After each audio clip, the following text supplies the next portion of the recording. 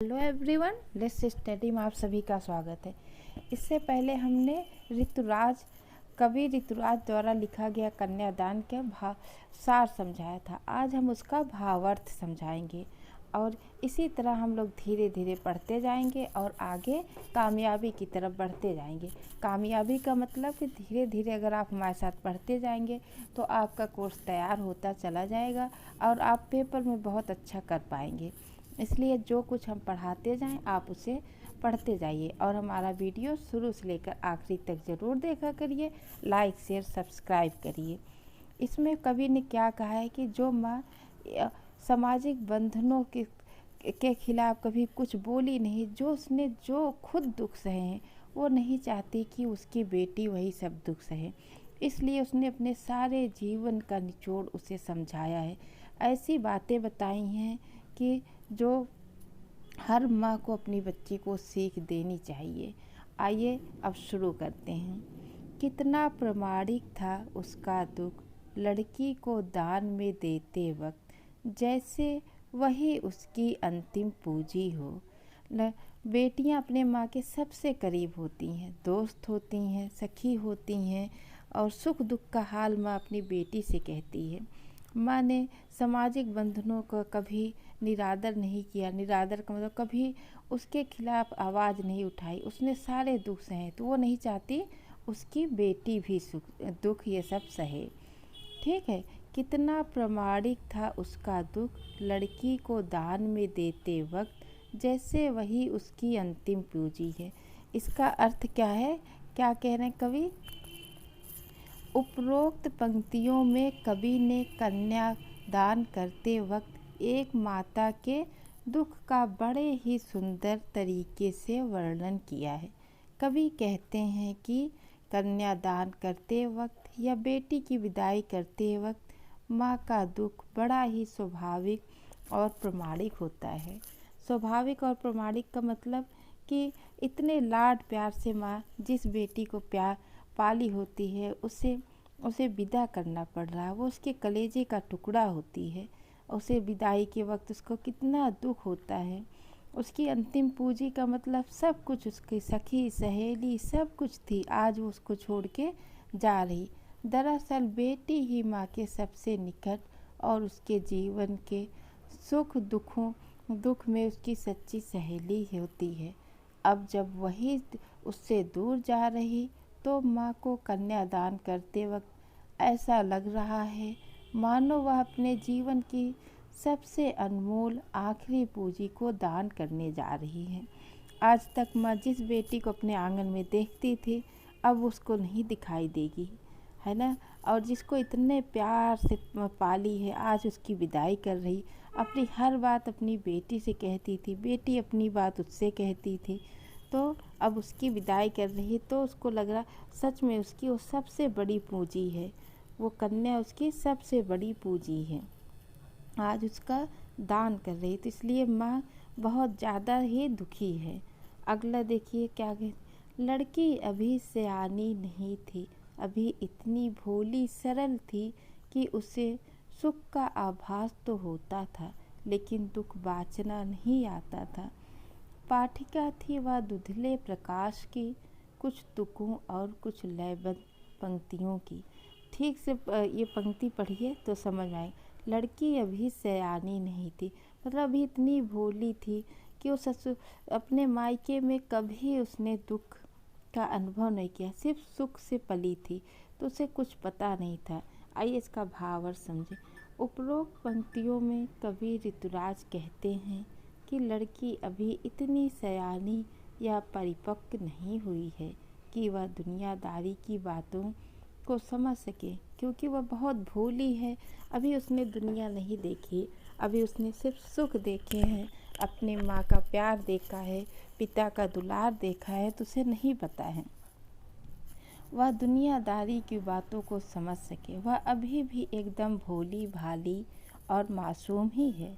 उसे अपने मायके में सिर्फ सुखों और खुशियों को ही देखा है, इसलिए उसे जीवन में आने वाले दुख और परेशानियों के बारे में अभी कुछ पता नहीं है और न ही उसे अपने दुखों और परेशानियों को किसी के साथ बांटना या हल करना आता है। उसे दुख का आभास तो होता था, लेकिन उसे बाँचना नहीं आता था। मतलब अगर दुख आ गया तो उससे निकलना कैसे है, उसे किसे बताना है, कैसे उसका हल निकालना, उसे ये सब कुछ नहीं आता था, क्योंकि बहुत लाड प्यार से अपने मायके में पली बड़ी हुई है। कवि आगे कहते हैं, पाठिका थी वह धुंधले प्रकाश की, कुछ तुकों और कुछ लयबद्ध पंक्तियों की। जैसे कवि ऋतुराज आगे कहते हैं, जिस प्रकार धुंधले प्रकाश में हमें किताबों में लिखे अक्षर स्पष्ट दिखाई नहीं देते हैं, या हम उन अक्षरों को स्पष्ट नहीं पढ़ पाते, सिर्फ अंदाज़ा लगाने की कोशिश करते हैं। क्या पाठिका थी वह धुंधले प्रकाश की। धुंधले, जब प्रकाश नहीं होगा तो किताब में जो अक्षर लिखे रहेंगे वो धुंधले ही दिखाई देंगे ना, हम उसको पढ़ तो पाएंगे नहीं, अंदाज़ा लगा पाएंगे। कुछ तुकों और कुछ लयबद्ध पंक्तियों की। ठीक उसी प्रकार उस लड़की के सामने भी अभी काल्पनिक सुखों की एक धुंधली सी तस्वीर है। उसे व्यवहारिकता का बिल्कुल भी ज्ञान नहीं। ससुराल में आने वाली जिम्मेदारियां, कठिन परिस्थितियां और संघर्षों के बारे में उसको अभी कुछ भी अंदाज़ा नहीं है। यानी उसके पास जो भी जानकारी है वह आधी अधूरी और अस्पष्ट है। ठीक है, उसे अभी कुछ भी नहीं पता कि ससुराल में क्या होगा, कैसे लोग होंगे, कैसी परिस्थितियां होंगी, कैसे सबका व्यवहार होगा। ठीक, अगला देखें, माँ ने कहा पानी में झाँक कर अपने चेहरे पर मत रीझना, आग रोटियां सेकने के लिए हैं, जलने के लिए नहीं। वस्त्र और आभूषण शाब्दिक भ्रमों की तरह हैं, बंधन है स्त्री जीवन के। माँ अपनी बेटी को क्या सीख दे रही, बहुत अच्छी सीख दे रही। उपरोक्त पंक्तियों में माँ अपनी बेटी की विदाई के वक्त जीवन जीने की सबसे बड़ी सीख उपहार के स्वरूप दे रही, जो जीवन भर उसके काम आएगा। माँ कहती है, शीशे या पानी में अपनी सुंदरता का प्रतिबिंब देखकर ज़्यादा खुश मत होना, क्योंकि यह सब अस्थायी है। सुंदरता तो कुछ दिन ही रहेगी, ये बात सही है, कुछ दिन बाद यह नष्ट हो जाएगी, अस्थायी होती है। आग रोटियां सेकने के लिए हैं, जलने के लिए नहीं। फिर माँ अपनी बेटी को कहती है कि आग का प्रयोग सिर्फ खाना बनाने या रोटियां सेकने के लिए ही करना, लेकिन अगर आग का प्रयोग जलने या जलाने के लिए करते हुए देखो तो तुरंत उसका विरोध करना। बेटी को माँ समझा रही कि अगर तुम्हें कोई जलने या जलाने की कोशिश करे तो उसका पुरजोर विरोध करना, उसको सहना मत। माँ ने जो अत्याचार सहे वो नहीं चाहती उसकी बेटी सहे, और इसका पूरी तरीक़ा से विरोध करना। कभी किसी भी गलत चीज़ का साथ मत देना, जो तुम्हारे ऊपर अत्याचार हो उसका विरोध अवश्य करना।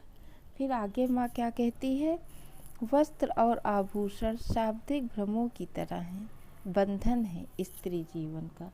फिर माँ अपनी बेटी को कहती, कवि इन पंक्तियों के माध्यम से उन लोगों पर कटाक्ष करना चाहते हैं जो दहेज के लालच में आकर अपनी बहुओं को आग के हवाले करते वक्त जरा भी हिचकिचाते नहीं।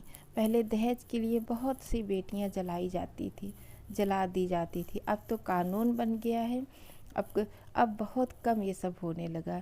सब लड़कियां कानून का सहारा लेते हैं, मायके वाले तुरंत पुलिस के पास जाते हैं।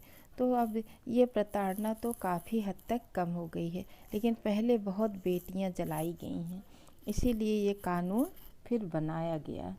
फिर आगे क्या कहती हैं, कवि ऋतुराज आगे कहते हैं कि वस्त्र और आभूषण महिलाओं को बहुत आकर्षित करते हैं, लेकिन माँ वस्त्र और आभूषण को सौंदर्य बढ़ाने वाली वस्तु न मानकर इनको महिलाओं के लिए एक बंधन मानती है। इसलिए वो अपनी बेटी से कहती हैं कि वस्त्र और आभूषणों के लालच में कभी मत पड़ना, क्योंकि ये सब महिलाओं के लिए किसी बंधन से कम नहीं है। तुम्हें इन चीज़ों से, वस्त्रों आभूषणों से कम प्यार करना चाहिए, इनके भ्रम में नहीं आना चाहिए, कहने का तात्पर्य ये है कि जो भी तुम्हारे साथ गलत हो उसका विरोध जरूर करो, इन सब लालचों में मत पड़ना कभी। माँ ने कहा लड़की होना पर लड़की जैसे दिखाई मत देना। बिल्कुल सही बात है, लड़की कोमल है पर कमज़ोर नहीं है। फिर क्या कहते हैं, उपरोक्त पंक्तियों में माँ अपनी बेटी को अबला और कमज़ोर नारी की जगह एक सशक्त और मजबूत इंसान बनने को कहती है ताकि वह अपनी सुरक्षा और अधिकारों के प्रति जागरूक रहकर हर पल विपरीत परिस्थितियों की पूरी तरह से सामना कर सके, क्योंकि लोग महिलाओं को कमज़ोर समझकर उसका शोषण और अत्याचार करते हैं। इसलिए वो अपनी बेटी से कहती है लड़की हो पर लड़की की तरह दिखाई मत देना, मतलब कमज़ोर मत बनना, हमेशा सशक्त और मजबूत बनना, जिससे तुम विपरीत परिस्थितियों में भी मजबूती से खड़ी रहो और शोषण अत्याचारों का विरोध कर सको। इसलिए माँ कहती हैं कि अपने स्त्रीत्व का स्वाभाविक गुणों को हमेशा बरकरार रखना। स्वाभाविक गुणों का मतलब अपने अंदर स्नेह, लज्जा, प्रेम सब बरकरार रखना, परंतु उनको कभी मत छोड़ना, लेकिन कभी भी कमज़ोर और असहाय मत बनना। अपने खिलाफ होने वाले हर अन्याय और अत्याचार का हमेशा डटकर सामना करना, उसके खिलाफ अपनी आवाज़ बुलंद ज़रूर करना। तुम स्नेह से सबको प्रेम करो, लेकिन अगर तुम्हारे साथ कोई अत्याचार हो, कोई तुम्हें परेशान करे तो उसको सहो मत। ठीक है, आज के लिए इतना ही। अगली वीडियो में फिर मिलते हैं। धन्यवाद।